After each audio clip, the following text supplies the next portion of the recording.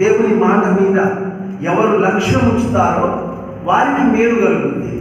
అందును బట్టి దేవుడి వాక్యమును చాలా జాగ్రత్తగా మనం గమనించాలి. ఈ సమయంలో ఆరాధన నిమిత్తమై దేవుని వాక్యము యెషయా గ్రంథము 9వ అధ్యాయము 6వ వచనము మనమందరం కలిసి చదువుకుందాం. ఏలయనగా మనకు శిశువు పుట్టెను, మనకు కుమారుడు అనుగ్రహించబడెను, ఆయన భుజము మీద రాజ్యభారమును, ఆశ్చర్యకరుడు, ఆలోచనకర్త, బలవంతుడైన దేవుడు, నిత్యుడైన తండ్రి, సమాధానకర్తయు అధిపతి అని అతనికి పేరు పెట్టబడును. చాలు. ఈ వాక్యంలో ప్రత్యేకంగా మనం గమనించినట్లయితే మన ప్రభువైన యేసుక్రీస్తు వారికి యెషయా ప్రవచనము 9:6 ప్రకారము ఆయనకు 5 పేర్లు ఇవ్వబడ్డాయి. ఒక్కడే 5 గుణలక్షణాలు కలిగిన వాడుగా ఉన్నాడు. ఈ 5 గుణలక్షణాలలో ఆయన మొదటి గుణలక్షణము ఆశ్చర్యకరుడు. ఆయన ఆశ్చర్యాలు, అద్భుతాలు చేస్తాడు. ఎందుకు అంటే ఆయన ఆశ్చర్యకరుడు కనుకనే ఆశ్చర్యాలు చేస్తాడు. రెండవది ఆలోచనకర్త. ఆయన ఆలోచన చెప్పే దేవుడు, మానవులకు ఆలోచననిచ్చిన దేవుడు. కాబట్టి ఆలోచనకర్త అయిన దేవుడు అనే మాట రెండవ మాటగా మనం చూస్తున్నాం. మూడవ మాట బలవంతుడైన దేవుడు. నాలుగవ మాట నిత్యుడగు తండ్రి. ఆయనలోనే తండ్రి ఉన్నాడు. ఆయన కుమారుడే కాదు, ఆయనలో తండ్రి కూడా ఉన్నాడు. అందుకొరకే ఆ పక్షవాయువు గల రోగి దగ్గరికి పోయినప్పుడు ఏమంటాడు? కుమారుడా, నీ పాపములు క్షమించబడి ఉన్నవి అన్నాడు. ఎవరంటారు కుమారుడా అని? తండ్రి అంటాడు. కాబట్టి యేసుక్రీస్తులో తండ్రి అయిన దేవుడు కూడా ఉన్నాడు సుమా. ఆయన నిత్యుడగు తండ్రి కూడా. కాబట్టి ఆయన కుమారుడా అని పిలిచాడు. నిత్యుడగు తండ్రి. నా 5వ మాట సమాధానకర్తయగు అధిపతి. ఆయనే సమాధానానికి కర్త. Without Jesus Christ there is no peace in the world. యేసు క్రీస్తు లేకుండా సమాధానం లోకంలో లేదు. సమాధానం కలగాలి అని అంటే నీ జీవితంలో, మానవుల ప్రతి వ్యక్తి జీవితంలో, నా జీవితంలో సమాధానం కలగాలి అని అంటే యేసు ప్రభువే సమాధానానికి కర్త.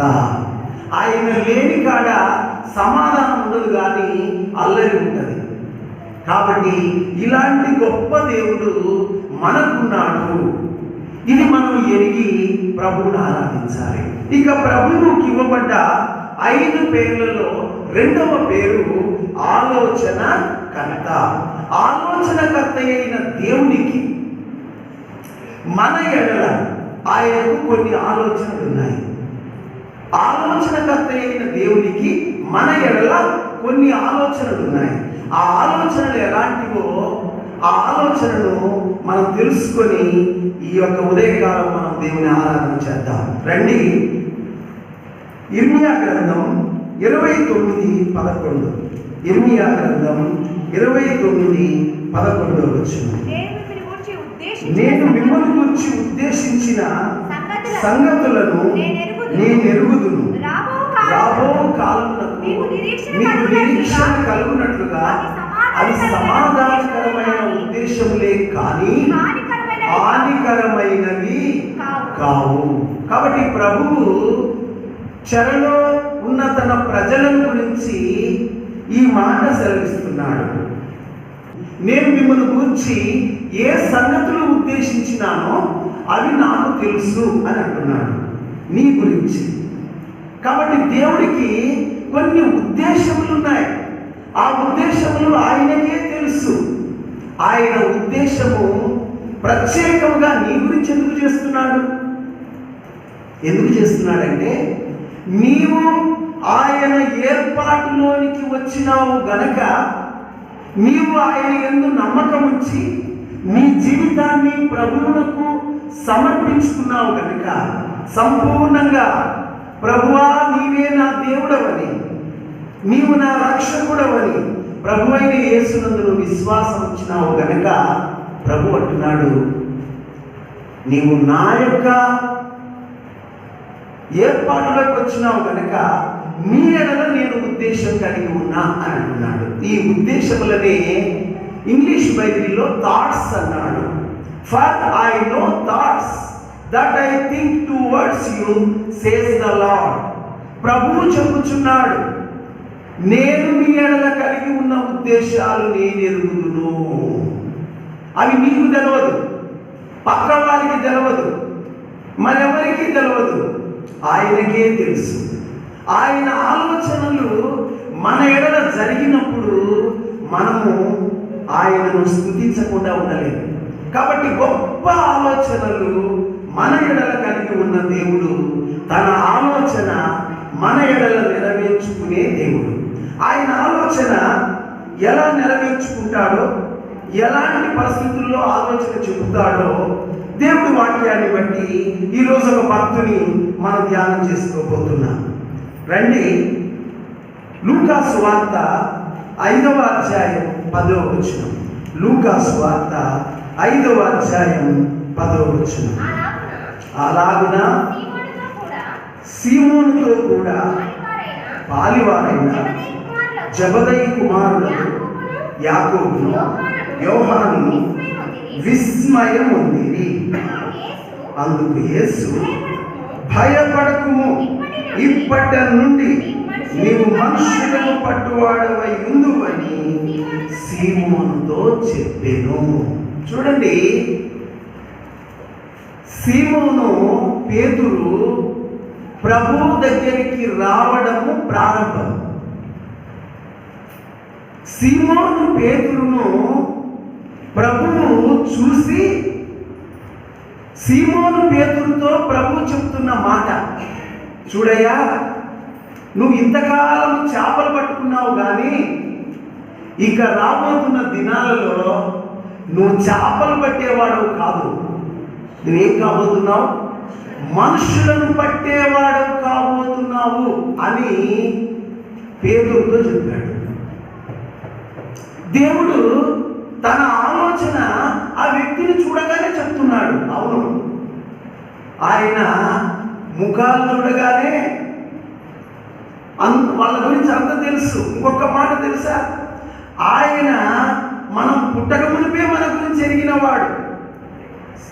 ఆయన ఎదుట కాక మనం నిలబడితే మన A to Z ఆయనకు తెలుసు. ఏమై ఉన్నామో తెలుసు, ఏం కాబోతామో తెలుసు. మన జీవితంలో ఆయన నామాన్ని ఎలా మహిమపరచగలుగుతామో మన గురించి పరిస్థితులన్నీ ఆయనకు ముందుగానే తెలుసు. పేతురును చూడగానే నువ్వు మనుషులను పట్టు జాలరిగా ఉంటావు ఇప్పటి నుండి అన్నాడు. ఏ సమయంలో అన్నాడు ఒక్కసారి మనం గమనిస్తాం. అప్పటికి పేతురు నిరాశ నిస్పృహలో ఉన్నాడు. పేతురు అనే పేరు ప్రభువు ఇచ్చిన పేరు. అతని తల్లిదండ్రుల ద్వారా అతనికి ఇవ్వబడ్డ పేరు సీమోను. సీమోను అంటే ఇసుక, పేతురు అంటే రాయి. ఇసుక లాంటి వారిని రాయిలాగా చేసి తన కొరకు వాడుకోవడానికి దేవుడు ఉద్దేశించాడు. కాబట్టి ఈ సీమోను నిరాశ నిస్పృహలో ఉన్నాడు. ఏంటిది నిరాశ నిస్పృహ అంటే 5వ అధ్యాయం మొదటి భాగంలో లూకా సువార్త, సముద్ర తీరాన యేసు ప్రభు వారు నిలిచారు. ఆ ధరిన నిలిచినప్పుడు బహుజన సమూహాలు ప్రభు చుట్టూ ఉన్నారు. వారంతా ఆయన వాక్యం వినడానికి సిద్ధంగా ఉన్నారని తెలుస్తుంది. అయితే ఆయన వాక్యం చెప్పాలి అని అంటే అందరికీ కనబడాలి, విజబుల్గా ఉండాలి. అందుకొరకు ప్రభువు సముద్ర తీరాన్ని నిలిచి పక్కకు చూశాడు. పక్కకు చూస్తే 2 దోణెలు కనపడ్డాయి. 2 దోణెలు కనపడ్డాయి. 2 దోణెల్లో కూడా ఒక దోణె చూశాడు. దోణె అంటే బోట్, పడవ. ఒక పడవ చూశాడు. అసలు సంగతి ఏంటంటే వీళ్ళు రాత్రంతా పనిచేసి సముద్రంలో చేపలు పట్టే పని చేసి చేపలేమి పట్టక తెల్లవారిన తర్వాత తీరానికి వచ్చి పడవ పని అయిపోయింది. పడవలో చేపలు పట్టిన వారి పని కూడా అయిపోయింది. అసలు సంగతి ఏంటంటే రాత్రంతా పని చేశారు కానీ ఫలితం శూన్యం. ఏదైనా పని చేస్తే దాని ఫలితం రాకపోతే ఎంత బాధపడతాం. ఇప్పుడు రాత్రంతా చేపలు పట్టడానికి ప్రయత్నం చేసిన పేతురు తనతో ఉన్నవారు వారు ప్రయాసపడ్డారు కానీ వారికి ఫలితం ఏమి దక్కలేదు. తెల్లారి పడవ వచ్చింది, ఒడ్డున పెట్టారు 2 పడవలు. వారు సముద్రం ఆ యొక్క నదిలోనికి దిగి ఆ గెన్నెసరెత్తు సరస్సులోన వలలు గడుపుకుంటున్నట.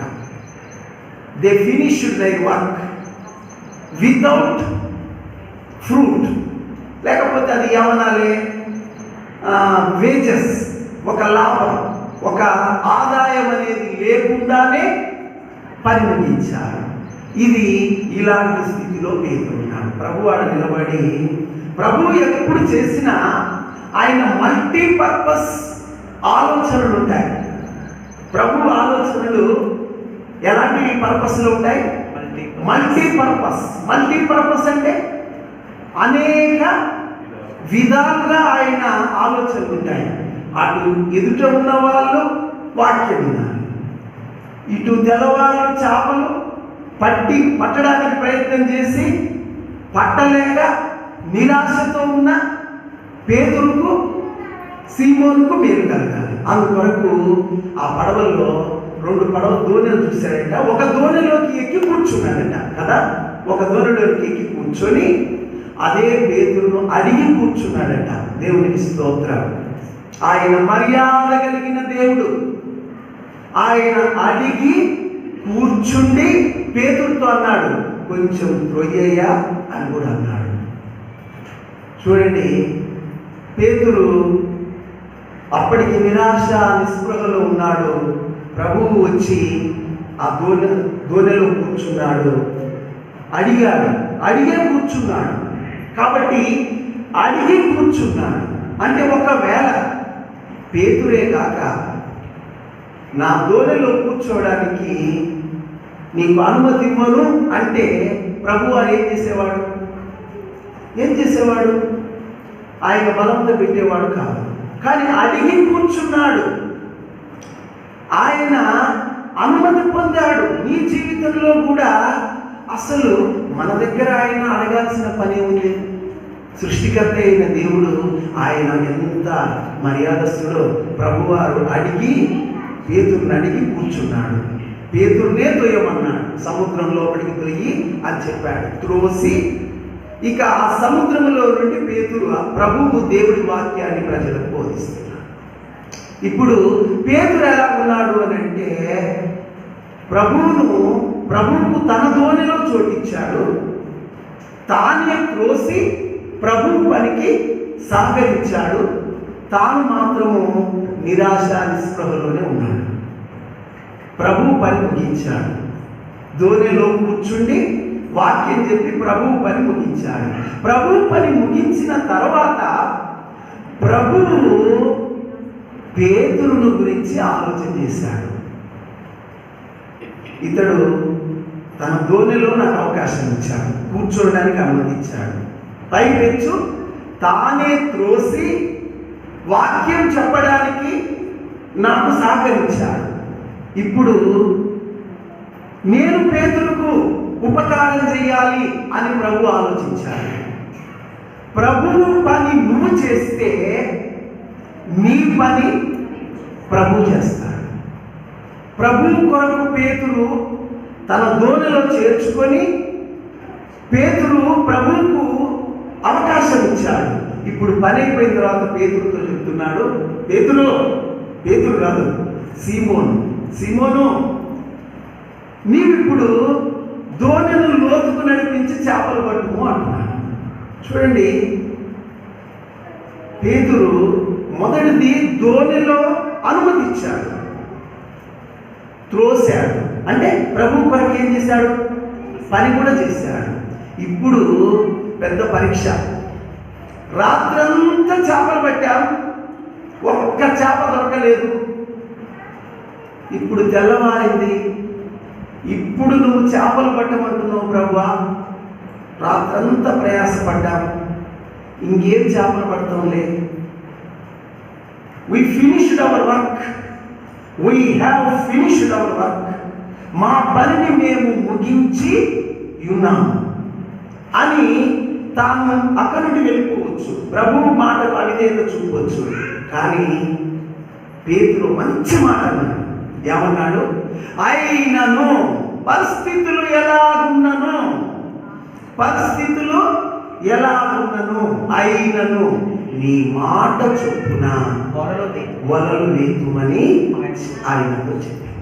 చూడండి, only because of your word, నీ మాటను బట్టి వల వేస్తున్నా కానీ నన్ను బట్టి కాదు, ఇంకెవరిని బట్టి కాదు, కేవలం ప్రభువా నీ మాటను బట్టి వల వేస్తున్నా అని ప్రభువు మాటలు నమ్మాడు.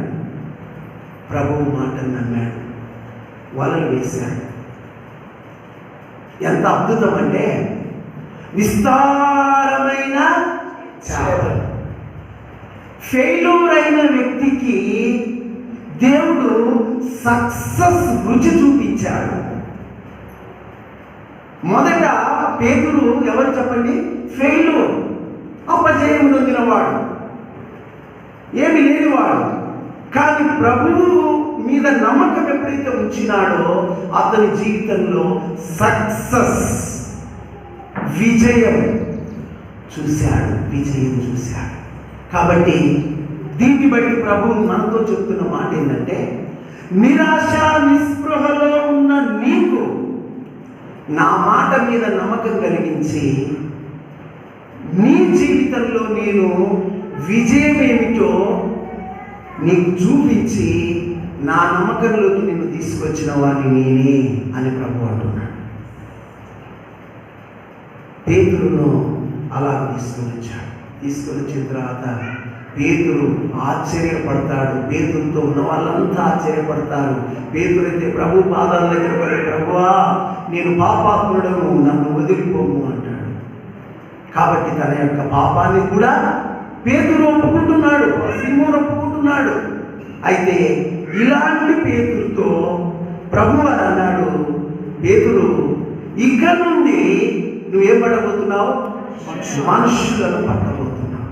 కాబట్టి ఇది ప్రభువు చేయబోతున్న తన యొక్క ఉద్దేశం. పేతురుతో చెప్తున్నాడు, ఇక నుండి నీవు మనుషులను పట్టబోచున్నావు. పట్టబోతున్నావు. అసలు ప్రభు ఈ మాట ఎందుకు అన్నట్లు అంటే దానికి ఒక అర్థం, జాగ్రత్తగా వినండి. ప్రభువు మాటను బట్టి వల వేయడానికి పేతురు సిద్ధపడ్డాడు. అంటే పేతురుకి ఏముంది? నమ్మకం ఉంది. ఆ నమ్మకమే అతని జీవితంలో విజయం ఇచ్చింది. ఇప్పుడు ప్రభువుకు అర్థమైంది, ఇతడు నా మాట నమ్మాడు కనుక నమ్మిన ఇతన్ని నేనేం చేయబోతున్నానంటే మనుష్యులను పట్టే జాలరిగా చేయబోతున్నాను. నీవు నమ్మితే నీ దేవుడు నీ ఎడల గొప్ప కార్యాలు చేయడానికి సిద్ధపడ్డాడు. ఇప్పుడు ప్రభువుకు అర్థమైపోయింది, ఇక్కడ నా మాట వినడు అని అంటే ఇక నా మాట వింటాడు అని ప్రభువుకు అర్థమైపోయే ప్రభు అంటున్నాడు. ఆ మాట చాలా బాగా ఉంది. ఏమంటాడు? భయపడకుము, don't be afraid. The lord says to Peter. ప్రభువు పేతురుతో చెప్తున్నాడు. ఏం చెప్తున్నాడు? భయపడకుము అని చెప్పి ఒక మాట ఏమంటున్నాడంటే, from now on you will catch men. ఆ మాట నాకు బలడించింది. ఫ్రమ్ నౌ ఆన్, ఇప్పటి నుండి you will catch men. You will catch men అనే మాట ఫ్యూచర్లో ఇండిఫినిట్, అది జరగబోయేది. యూ విల్ క్యాచ్ మెన్, నువ్వు మనుషులను పట్టబోతున్నావు. ఫ్రమ్ నౌ ఆన్, ఇప్పటి నుండి, ఇక నుండి. ఇది దేవుడు ప్రారంభించబోతున్న ఆలోచన.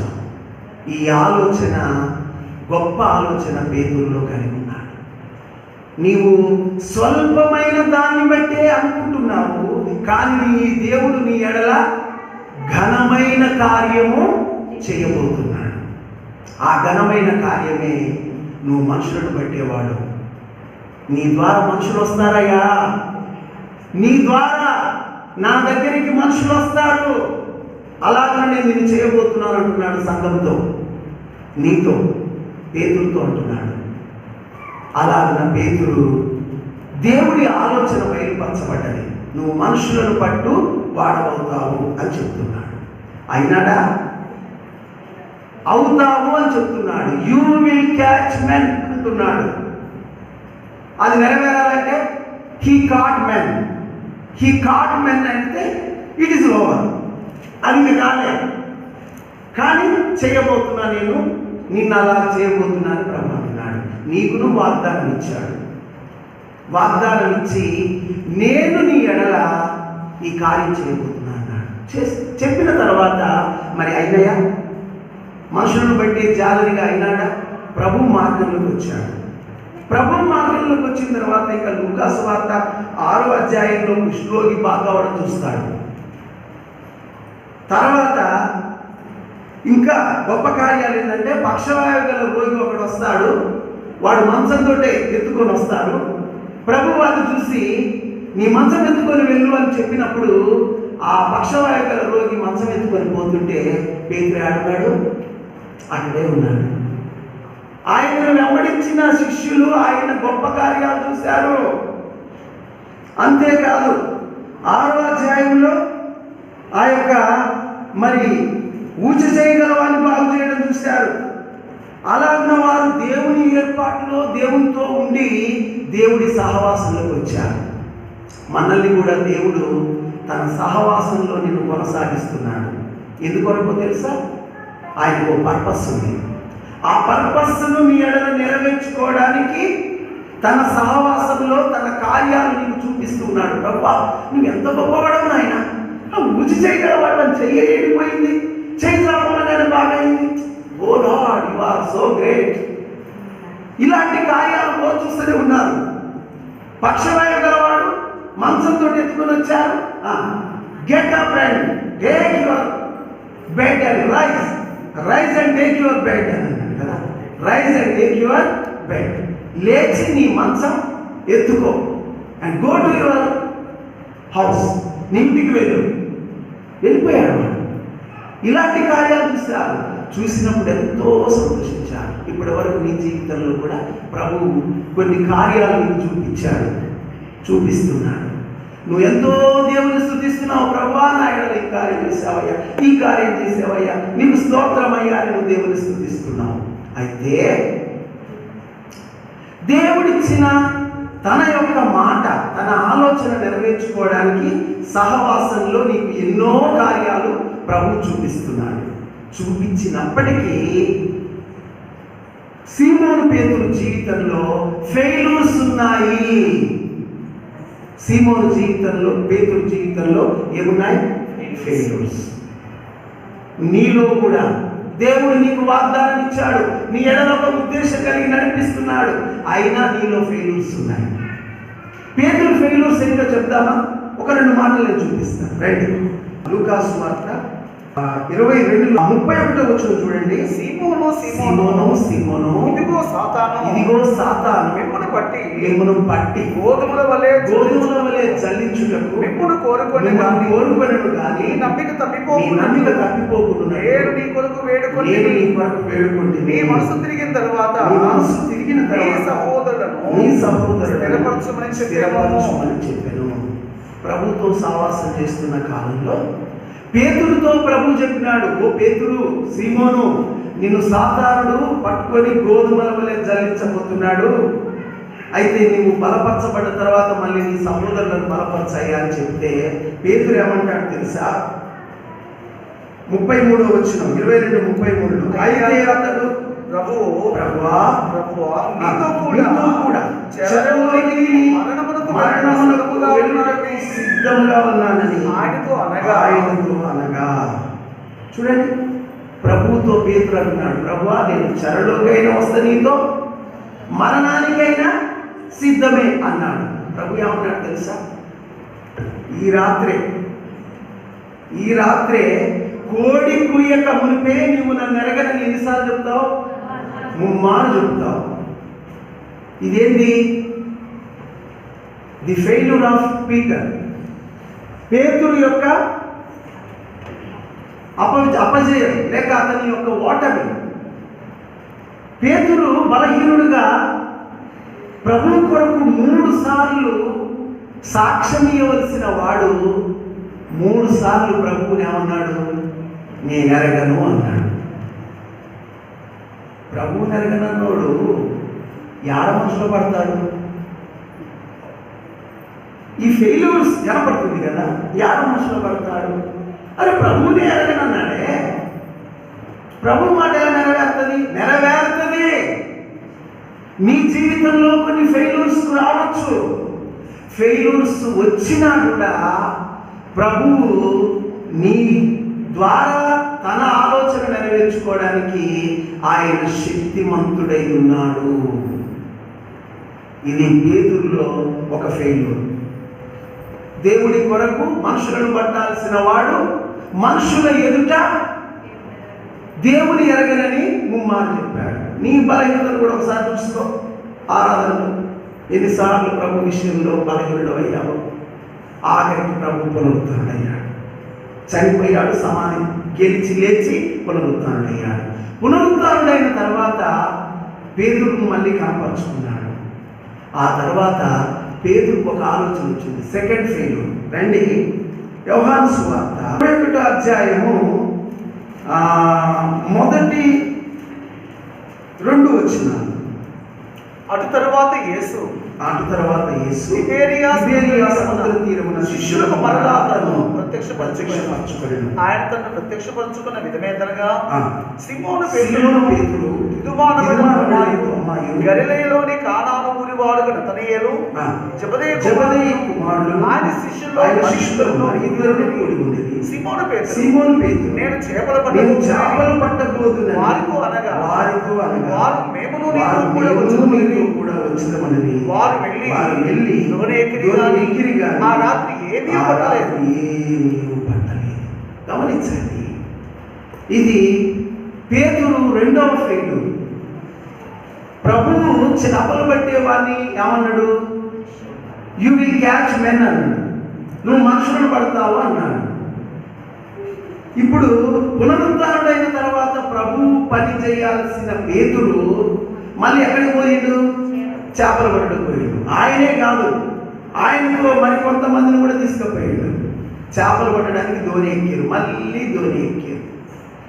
ఇప్పుడు ప్రభువు ఆయన ఆలోచన నెరవేర్చుకునే దేవుడుగా పేతురును వదిలిపెట్టలేదు, శిష్యులను వదిలిపెట్టలేదు. మళ్ళీ అక్కడికి వచ్చాడు. పిల్లలారా, భోజనానికి మీ యొద్ద ఏమైనా ఉన్నదా అని అడిగాడు. అంటే దాని అర్థం ఏంటిది?